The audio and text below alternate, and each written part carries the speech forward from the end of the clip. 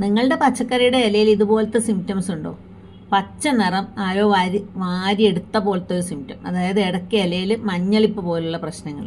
പലതരത്തിലുള്ള മഞ്ഞളിപ്പ് ഉണ്ടാവും. ഇങ്ങനെയുള്ള മഞ്ഞളിപ്പ് ഉണ്ടെങ്കിൽ മനസ്സിലാക്കുക, കാൽഷ്യം എന്ന് പറയുന്ന മൂലകം മണ്ണിൽ ആവശ്യത്തിന് ഇല്ല എന്നുള്ളത്.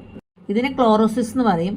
ഇങ്ങനെ കുറയുമ്പോഴത്തേക്കും ഫോട്ടോസിന്തസിസിൻ്റെ റേറ്റ് കുറയും, ഭക്ഷണം ഉണ്ടാക്കുന്നത് കുറയും, വേരുകൾക്ക് ശരിക്കും ഫങ്ഷൻ ചെയ്യാൻ പറ്റാതെ വരും, വളർച്ച മുരടിക്കും. തക്കാളിയിലാണെങ്കിൽ ഇതുപോലെ കായയുടെ അറ്റം കരിഞ്ഞ് കറുപ്പ് നിറത്തിലുള്ള വട്ടത്തിലുള്ള പാടുകൾ കാണും. ഇങ്ങനെയൊക്കെ ആണെങ്കിൽ മനസ്സിലാക്കുക നമ്മൾ ചേർത്തിരിക്കുന്ന കാൽഷ്യം ആവശ്യത്തിന് തികയുന്നില്ല എന്നുള്ളതാണ്. അപ്പം മണ്ണൊരുക്കുന്ന സമയത്ത് തന്നെ കാൽഷ്യം കിട്ടുന്ന രീതിയിൽ കുമ്മായ വസ്തുക്കൾ ചേർക്കാം.